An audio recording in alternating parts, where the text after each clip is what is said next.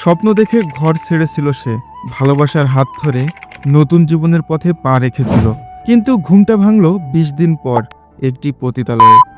না, এটা কোনো সিনেমা নয়, এটা কোনো নাটকের স্ক্রিপ্ট নয়, এটা একটা নির্মম, নিঃশব্দে ঘটে যাওয়া এক বাস্তব ঘটনা।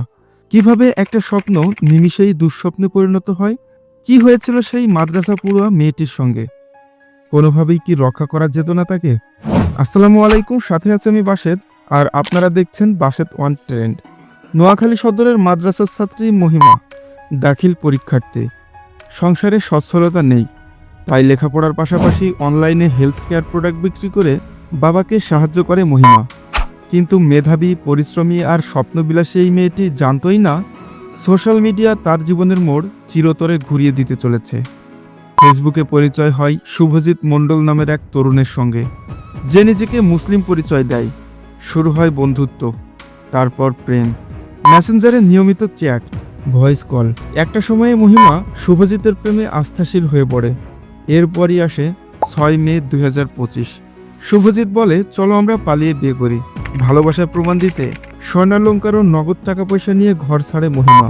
গন্তব্য ঢাকার যাত্রাবাড়ি। এরপর একটি আবাসিক হোটেলে ওঠে তারা।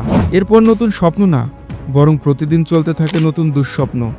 মহিমা বারবার বিয়ের কথা বললেও এড়িয়ে যেতে থাকে শুভজিৎ। বিয়ের প্রতিশ্রুতি মিথ্যা প্রমাণিত হয়। প্রতিদিনই মহিমাকে জোর করে ধর্ষণ করতে থাকে শুভজিৎ।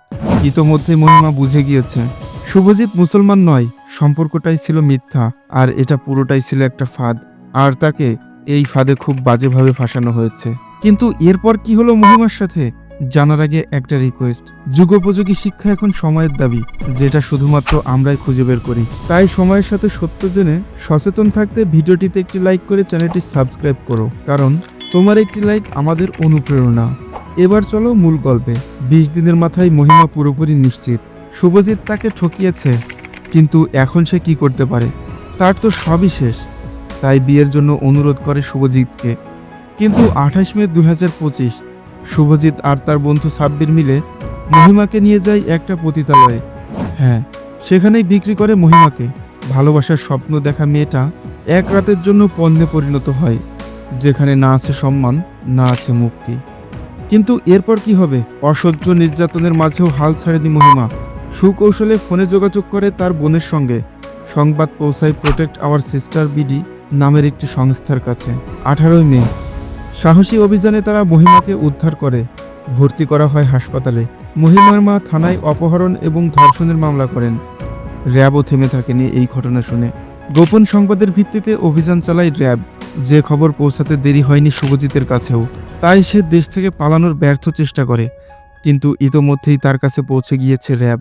সাতক্ষীরার মৌতলা বাজার থেকে ধরা পড়ে শুভজিৎ মণ্ডল। সে এখন জেল হেফাজতে। তার সহযোগী সাব্বির এখনও পলাতক।